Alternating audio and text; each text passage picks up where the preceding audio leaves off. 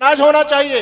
सा प्रथमा संस्कृति विश्ववारा, दुनिया की सबसे साइंटिफिक, सबसे लॉजिकल संस्कृति हमारी है, सबसे वैज्ञानिक धर्म हमारा है। अच्छा, हमारा जो नया साल आता है वो कितना वैज्ञानिक है, पूरी प्रकृति नया साल मना रही है, पूरी प्रकृति बिल्कुल नए रंग में रंगी हुई है, वो नया साल है। अभी तो नया साल कहां से आ गया? 1 जनवरी को नया साल कहां से आ गया?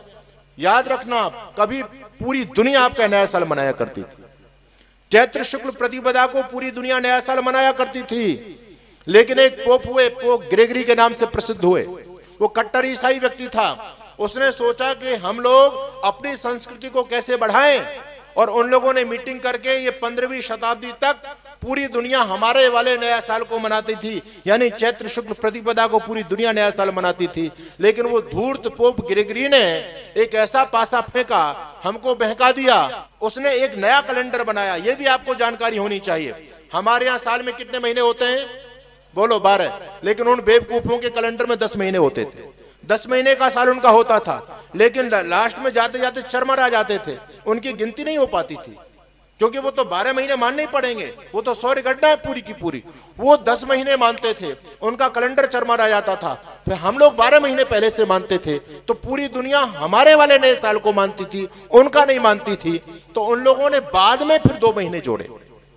ये 15वीं शताब्दी के बाद में उन्होंने 12 महीने कर दिए, लेकिन उनका साल पहले कहां खत्म हो जाता है? दिसंबर में खत्म हो जाता है। अब दिसंबर चल रहा है ना, 1 जनवरी को आप नया साल मनाओगे। अरे दिसंबर तो दसम से बना है भाई, ये दिसंबर तो 10वां महीना है, 10 दिसंबर, नवम नवंबर, 8 अक्टूबर, ये तो आपके शब्द बता रहे हैं। ये पूरा साल कहां से हो गया? तो साल पूरा हुआ ही नहीं है, अभी तो 10 महीने हुए हैं, फिर 1 जनवरी को नया साल कहां से आ जाएगा?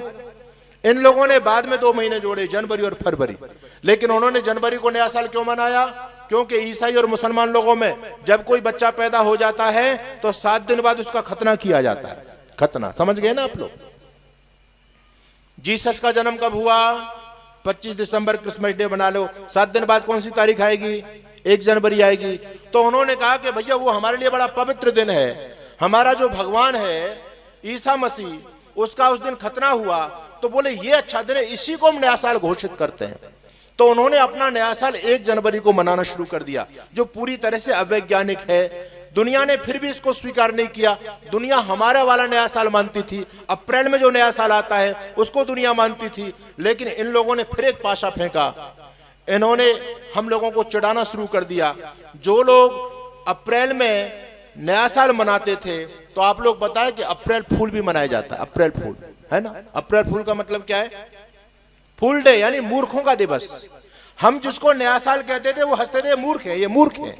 अच्छा, वो हमारी मजाक कर रहे थे, है ना, हमको उन्होंने गाली दी, लेकिन हम वास्तव में सच्चे मूर्ख निकले, गधे निकले कि हमने फूल डे भी बनाना शुरू कर दिया।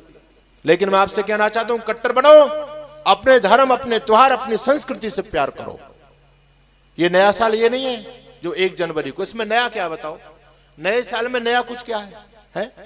कुछ भी नहीं है।